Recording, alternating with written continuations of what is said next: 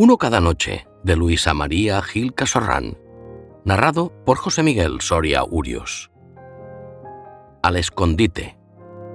Juan nació en una familia de clase media, típica de los años 50. Su padre, apoderado en una entidad bancaria, hombre metódico y ahorrador. Su madre, ama de casa. Cocinera, amante ocasional de su marido, sin economía propia, pero feliz por poder disfrutar de un piso de renta mínima y un SEAT 600 en propiedad.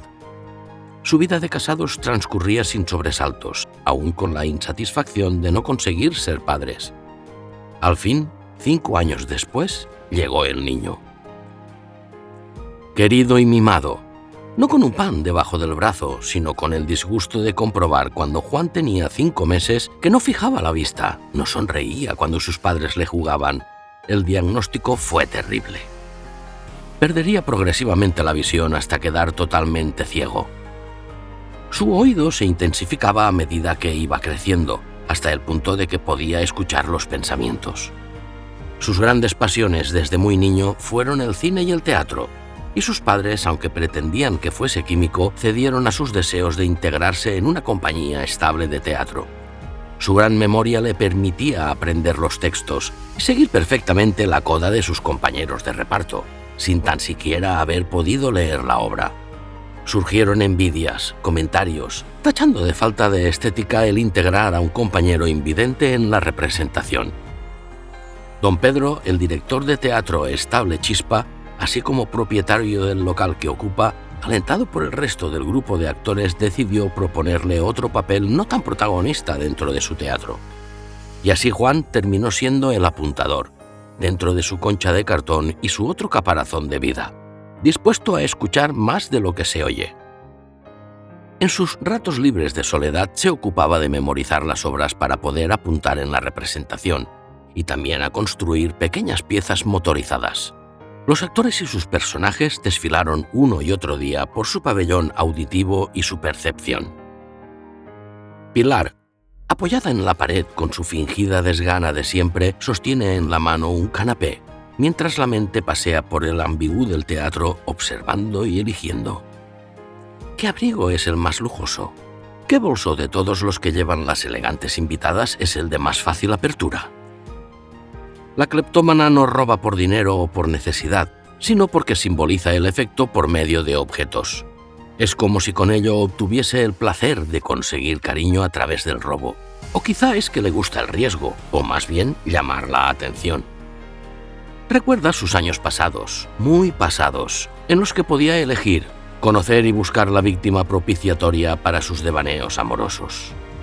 Ahora tan solo buscaba de ellas un mechero lujoso que incorporaría a su galería de trofeos, o una estola de bisón que luciría en la soledad de su habitación, teniendo solo como espectador a su confidente, su loro Pirracas, que uno de sus admiradores le compró en un viaje aventurero y lleno de amor y sexo. El físico de Pilar fue cambiando.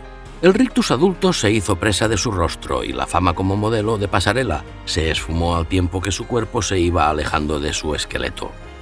Hasta Pirracas perdió el brillo de su plumaje y estaba más taciturno y callado que de costumbre. Cada día tenía que exponer en el escenario de un teatro mediocre el buen humor, su ironía electrizante, su vitalidad, pero en realidad hace años que está avinagrada y rencorosa con la vida. Simplemente sonríe y actúa para sobrevivir.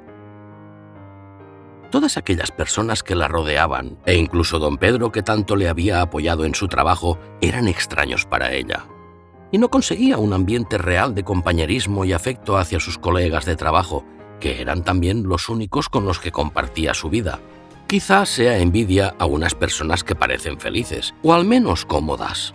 O quizá es que en sus sonrisas presiente que tan solo es lástima a una modelo terminada, actriz fracasada y solitaria. Luisita o Luisito.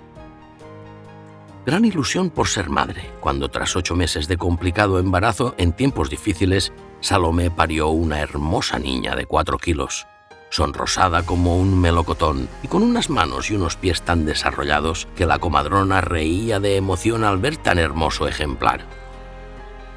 La felicidad de la pareja era total, hasta que en los momentos gozosos del baño del niño, la progenitora descubrió que al friccionar con la esponja el culito del bebé y enjabonar su entrepierna, hubo algo que saltó como un pequeño resorte que cada día iba creciendo más y más.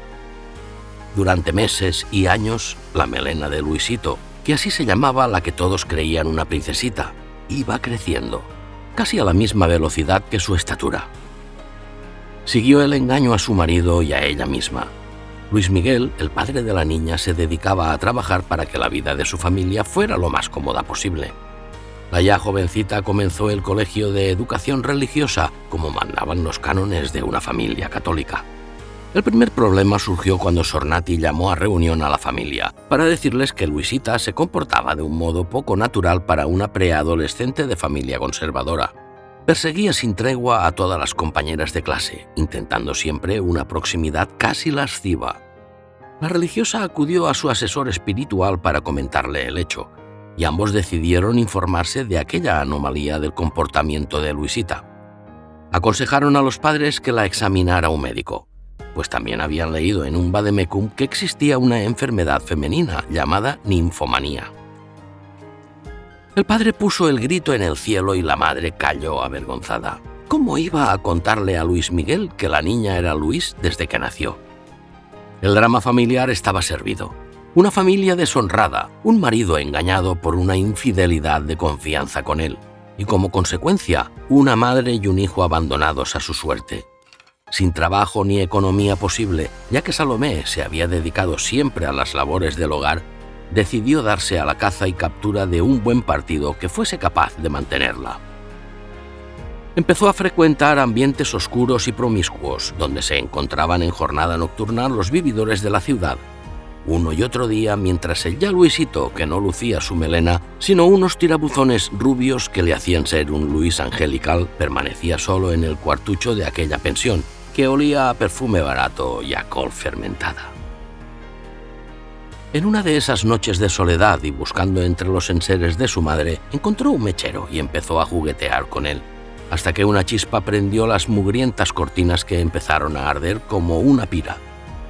Bomberos, policía, un niño de 9 años solo a las 3 de la madrugada en un habitáculo de escasos metros y protección de menores dispuestos a hacerse cargo del mismo. En cierto modo fue una liberación para Salomé, que ya estaba saturada de problemas, alcohol y sexo. Desapareció del mapa con un señor casado de Valladolid. Y ahí empezó a ser adulto Luis, mal estudiante y buen amante.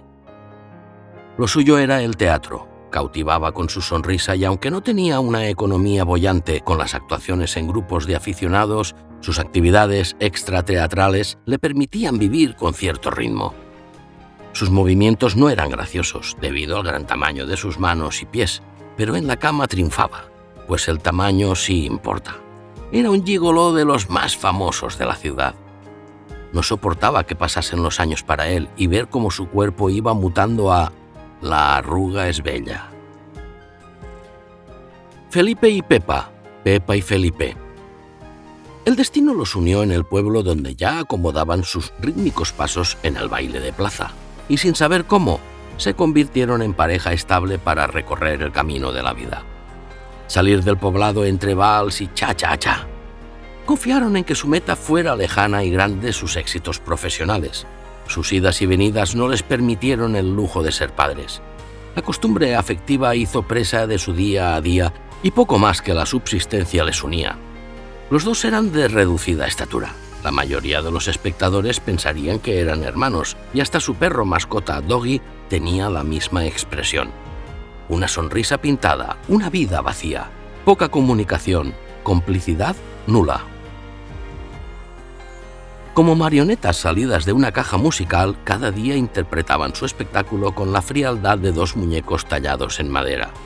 Un día tras otro, un año tras otro, toda una vida.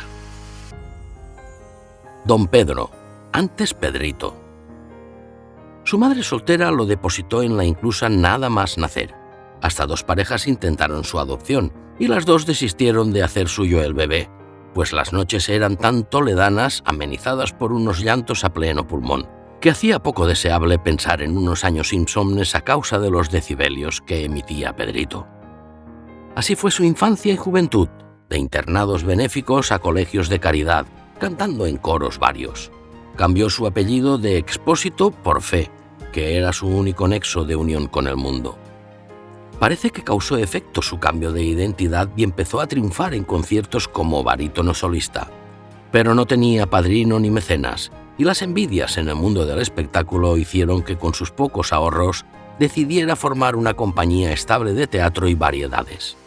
Llegó a esta inversión casi a la edad de jubilarse, comprando un viejo local, que todavía conservaba el aroma rancio de los vinos de la antigua bodega que fue. Gentes variopintas, a las que decidió no hacer preguntas, integraban el curioso elenco de la compañía que le causaban más problemas que beneficios. Juan ya se encontraba apostado en su concha de apuntador, con la venganza de don Mendo aprendida de memoria en cada uno de sus personajes.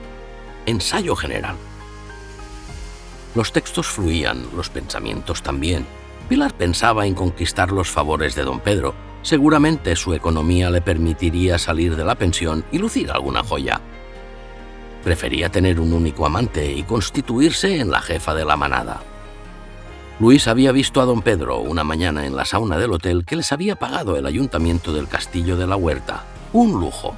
Y también un lujo los gozos que intuyó a través del maillot del barítono. Creyó adivinar en los ojos del supuesto magnate un brillo concupiscente y soñó con una relación que le permitiera ser primera figura en el teatro propiedad de su ya amante. Juan sonreía desde su escondite profesional. Muy entretenido era poder oír las ideas, mucho más que la obra de Muñoz Seca. Pepa era una ama de casa frustrada. Le hubiera encantado poder cocinar ricos manjares en un hogar estable.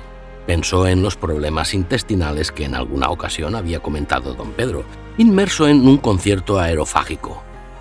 Podría ser su mujer en todos los sentidos, cuidarle y retirarse de la farándula abandonando a Felipe, pero para ella seguía siendo un desconocido.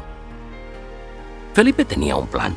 Quería proponerle a don Pedro un negocio, que fuera socio capitalista de un teatro destinado exclusivamente a la enseñanza del chotis, con exhibición constante de ese espectáculo, siendo Felipe profesor y jefe de escena a 50% de los beneficios. El ensayo termina con los nervios del inminente estreno, y Juan, que estaba harto de respirar necedades, terminó de trabajar en un proyecto ambicioso y sádico. Invitó a Puri, la taquillera, a un merengue con sorpresa y ella tuvo que marcharse indispuesta a su domicilio.